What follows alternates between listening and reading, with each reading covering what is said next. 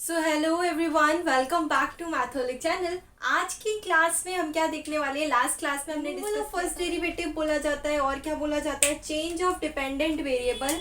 यानी कि इसमें आप क्या करते हो, डिपेंडेंट वेरिएबल को चेंज करते हो। डिपेंडेंट वेरिएबल क्या होता है, अगर आपके पास dx अपॉन dy लिखा है तो इसमें डिपेंडेंट वेरिएबल कौन सा होगा, x is known as dependent variable and y is known as independent variable. तो ये आपको ऑलरेडी क्लियर है। यहाँ पे हम डिपेंडेंट वेरिएबल को चेंज करेंगे। अगर आप dx अपॉन dy को चेंज करोगे तो it must be something, any variable dv upon dy, dz upon dy, कुछ भी हो सकता है। यानी कि आपका ऊपर का जो डिपेंडेंट वेरिएबल है वो चेंज हो जाएगा।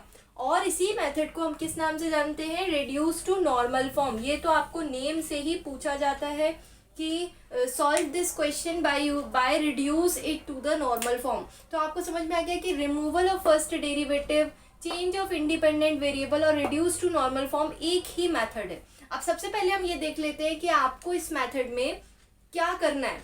तो सबसे पहले एक चीज़ आपको हमेशा याद रखनी होती है, जब हमने CF इज नोन मेथड पढ़ा था तो आपने पढ़ा था स्टैंडर्ड फॉर्म क्या होता है।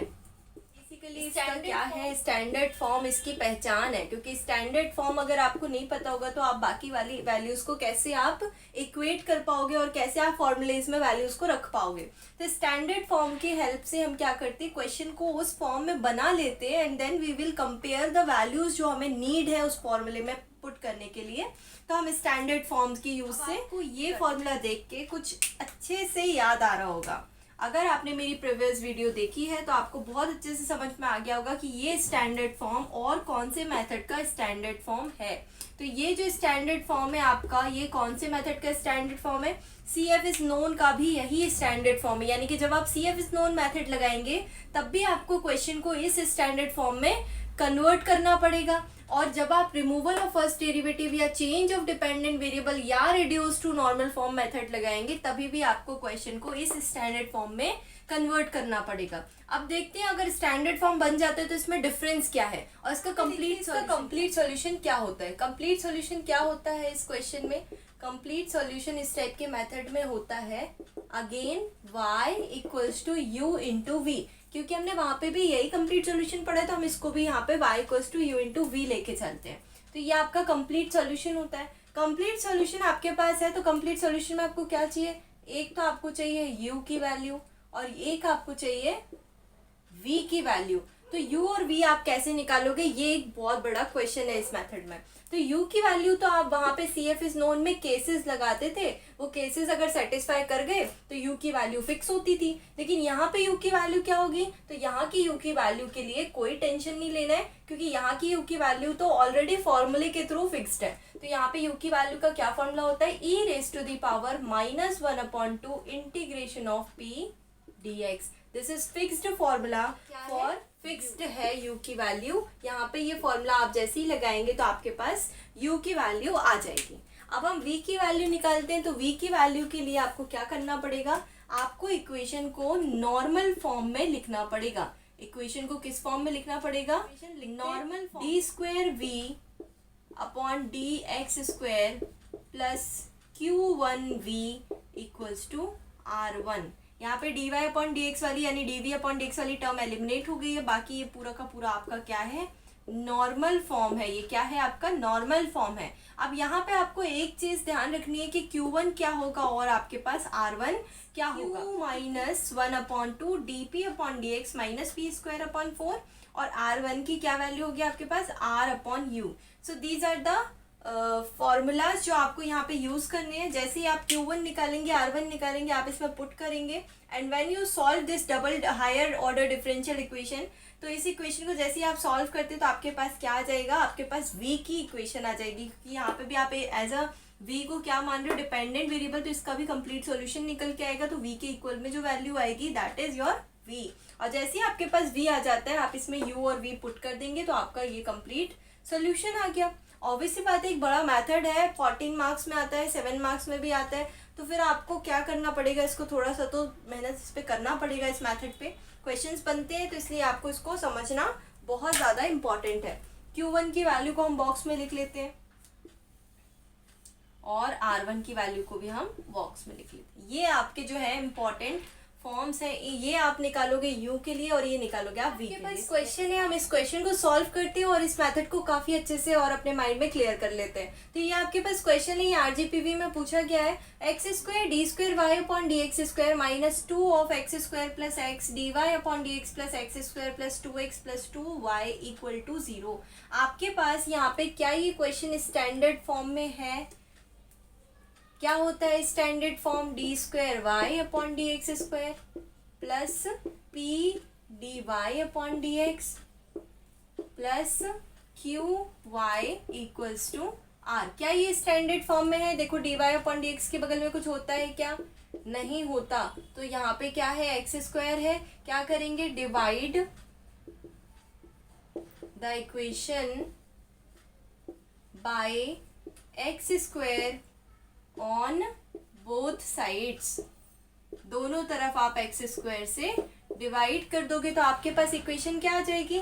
आपके पास आ जाएगा d square y upon d x square minus 2x square upon x square plus x upon x square d y upon d x plus x square upon x square plus 2x upon x square plus 2 upon x square y equals to 0। यहाँ से हम अब values को compare करके निकालेंगे कि what is p, what is q, what is r। तो आपके पास यहाँ पे देख लीजिए, सिंप्लीफाई करेंगे तो एक्स स्क्वायर से एक्स स्क्वायर कैंसिल, यहाँ पे एक एक्स से एक एक्स कैंसिल, यहाँ पे दोनों एक्स स्क्वायर कैंसिल हो जाएंगे, एक एक्स से एक एक्स कैंसिल हो जाएगा और यहाँ पे कुछ भी कैंसिल नहीं होगा। तो आपके पास बेसिकली जो P आया है वो कैपिटल P जो आपके पास आया है, ये माइनस का साइन यहाँ पे स्टैंडर्ड फॉर्म में प्लस होता है तो आपको क्या करना है? माइनस लेके चलना है। तो -2 अंदर क्या बचा? 1 plus 1 upon x. This is your capital P, this is your capital P। Capital Q क्या होगा? कैपिटल Q होगा ये पूरी की पूरी वैल्यू। तो ये वैल्यू क्या है? यहाँ पे तो 1 बचा, यहाँ पे 2 अपॉन एक्स बचा। देखो 2 upon x plus 2 upon x square, तो ये आपके पास आया।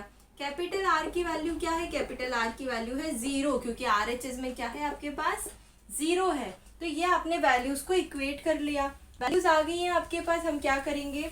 हम सबसे पहले निकालते हैं u की वैल्यू, ठीक है, क्योंकि हमारा कंप्लीट सॉल्यूशन क्या है? y equals to u into v है। तो इसके लिए हमें u चाहिए। तो सबसे पहले हम u जल्दी से बताओ। u इक्वल्स टू e की power -1 upon 2 integration of p dx। तो यहाँ पे u की वैल्यू जब आप निकालेंगे तो e की power -1 upon 2 integration of p क्या है आपके पास? -2 और -1 अपॉन -2 अपॉन x, क्योंकि मल्टीप्लाई हो जाएगा 2, तो -2 अपॉन x और dx, ठीक है। अब इसको सिंप्लीफाई करते हैं हम। e की पावर मल्टीप्लाई कर दो -1 अपॉन 2 को, तो आपके पास क्या आ जाएगा? Integration -1 upon 2 multiplied by -2 dx, और साथ में आ जाएगा माइनस माइनस प्लस हो जाएगा, तो plus integration 1 upon 2 multiplied by 2 upon x dx। 2 से 2 कैंसिल, यहाँ पे 2 से 2 कैंसिल और माइनस माइनस प्लस, तो आपके पास e raise to the power integration 1 dx plus integration 1 upon x dx। तो बेसिकली आपके पास क्या आ जाएगा? e raise to the power x plus log x, क्योंकि 1 अपॉन x का क्या होता है? log x होता है। अब आप इसको जब पावर एडिशन में होती है तो हम इसको कैसे लिख सकते हैं? बेस को मल्टीप्लिकेशन में लिख सकते हैं। कैसे लिख सकते हैं आप इसको? आप u की वैल्यू को लिख सकते हो e की power x multiplied by e की पावर log x, और e की पावर log x क्या होता है आपको बहुत अच्छे से पता है। u equals to x multiplied by e की पावर x क्या होता है? e की पावर log x आपके पास होता है x। सो इससे हमारे पास ये वैल्यू आ गई। इतना आपको क्लियर हो गया होगा। तो आपके पास देखो u की वैल्यू आ चुकी है x इंटू ई की पावर x। अब हमें क्या निकालना है? अब हमें निकालना है v। To find out v आपको इसको स्टैंडर्ड इक्वेशन नॉर्मल फॉर्म में आपको इसको लिखना पड़ता है। तो हम इसको देखते हैं। 1 की वैल्यू होती है q minus 1 upon 2 dp upon dx minus p square upon 4। इसमें हम वैल्यूज रखेंगे तो Q1 की वैल्यू आपके पास आ जाएगी। Q की क्या वैल्यू है 1 plus 2x plus two upon x square. 1 plus 2 upon x plus 2 upon x square minus 1 upon 2 D P upon d x, यानी डिफ्रेंसिएशन ऑफ p। तो -2 ब्रैकेट के अंदर मल्टीप्लाई कर देते हैं -2 का, -2 अपॉन x, इसका हमें डिफ्रेंसिएशन करना है। एंड देन -p² अपॉन 4, तो यानी कि ऊपर जो है -2 का स्क्वायर 1 प्लस 1 अपॉन एक्स का स्क्वायर अपॉन 4। ये अब हम इसको इरेज करते हैं और देखते हैं हमारे पास, पहले हम p और q की वैल्यू सेपरेटली लिख लेते हैं अगर मिस हो गई तो कहीं से। -2 1 plus 1 upon x is your p, q is your 1 plus 2 upon x plus 2 upon x square. अब ये वैल्यूज मिस भी हो जाएंगी तो हम यहाँ से देख के लिख सकते हैं। तो हम इसको आगे देखते हैं, आगे सॉल्व करते हैं इस क्वेश्चन को। तो आपके पास Q1 की वैल्यू क्या आ जाएगी 1 plus 2 upon x plus 2 upon x square minus 1 upon 2, और इसका डिफ्रेंसिएशन करिए। -2 का डिफ्रेंसिएशन क्या हो जाएगा 0, -2 अपॉन एक्स का डिफ्रेंसिएशन क्या हो जाएगा, आप मुझे बताइए 1 अपॉन एक्स का डिफ्रेंसिएशन क्या होता है -1 अपॉन एक्स स्क्वायर। तो 2 को अगर आप बाहर रखेंगे तो 1 अपॉन एक्स का -1 अपॉन एक्स स्क्वायर, इसको क्या कैसे लिखे हम -2 को बाहर रख लेते हैं और इसका हो जाएगा -1 अपॉन एक्स स्क्वायर। तो ये डिफ्रेंसिएशन हो गया।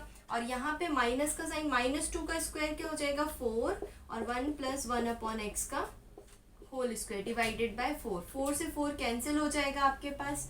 तो यहाँ पे क्या आ जाएगा Q1 equals to 1 plus 2 upon x plus 2 upon x square minus, हम इसका ब्रैकेट ओपन कर देंगे पहले, तो ये हो जाएगा +2 अपॉन एक्स स्क्वायर और +2 अपॉन एक्स स्क्वायर बाहर -2 अपॉन 2 से 2 कैंसिल हो जाएगा, तो हो जाएगा -1 अपॉन एक्स स्क्वायर। यहाँ पे आप जब इसमें फॉर्मूला लगाएंगे -1 प्लस 1 अपॉन एक्स का होल स्क्वायर फॉर्मूला लगाएंगे, इसमें हम इसको देखते हैं। Q1 equals to 1 plus 2 upon x plus 2 upon x square -1 upon x square minus, यहाँ पे फॉर्मूला अप्लाई करेंगे, a प्लस बी का होल स्क्वायर लगा देंगे, a स्क्वायर यानी कि 1 प्लस बी स्क्वायर यानी कि 1 अपॉन एक्स स्क्वायर और प्लस 2ab प्लस 2 1 और 1 अपॉन एक्स स्क्वायर, 2ab यानी 2 upon x square. So this is your formula applied. अब यहाँ पे थोड़ा सिंप्लीफाई करते हैं, ब्रैकेट ओपन करते हैं, 1 plus 2 upon x plus 2 upon x square -1 upon x square, minus multiply हो जाएगा तो -1 upon x square -2 upon x square. यहाँ पे आपके पास क्या आ जाएगा, यहाँ पे आ जाएगा आपके पास -1 upon x square -1 upon x square क्या हो जाएगा -2 अपॉन एक्स स्क्वायर, और -2 अपॉन एक्स स्क्वायर कैंसिल हो जाएगा, ये 1 अपॉन एक्स है, 1 अपॉन एक्स स्क्वायर हो जाएगा, 2 अपॉन एक्स रहेगा यहाँ पे, ये 2 अपॉन एक्स, क्योंकि ए बी रहता है, ए और बी मल्टीप्लाई होगा और ए आपके पास क्या है, बी आपके पास क्या है 1 अपॉन एक्स, तो ये 2 अपॉन एक्स हो जाएगा, तो ये हो जाएगा 2 upon x only. -1 upon x square -1 upon x square क्या होगा -2 अपॉन एक्स स्क्वायर और +2 अपॉन एक्स स्क्वायर से cancel, -2 upon x plus 2 upon x यहाँ से ये कैंसिल, -1 + 1 कैंसिल। तो आपके पास बेसिकली Q1 की क्या वैल्यू आ गई, Q1 की वैल्यू आपके पास आई है 0। So what is your value of Q1, Q1 is 0। अब हमें और क्या चाहिए, R1 चाहिए, तो R1 का क्या फॉर्मूला होता है R अपॉन U।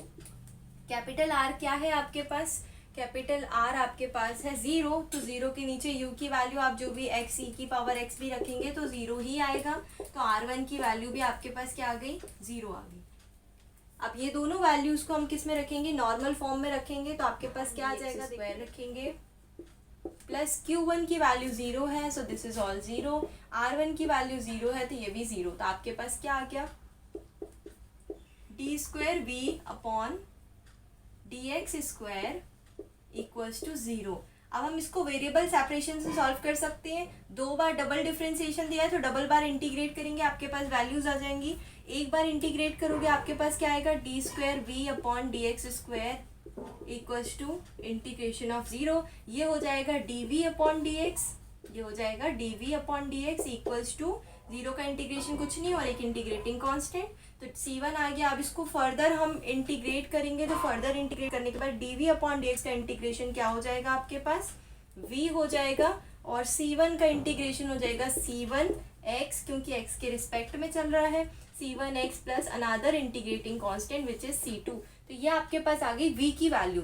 अब आपके पास v की वैल्यू आ गई, आपको पता है कंप्लीट इक्वल्स टू u की वैल्यू आप रख दो x e की पावर x, और v की वैल्यू आप रख दो c1x plus c2। So this is your final answer of this method, removal of first derivative. और ये मेथड आपको किस किस नाम से पूछा जा सकता है ये भी आपको समझ में आ गया।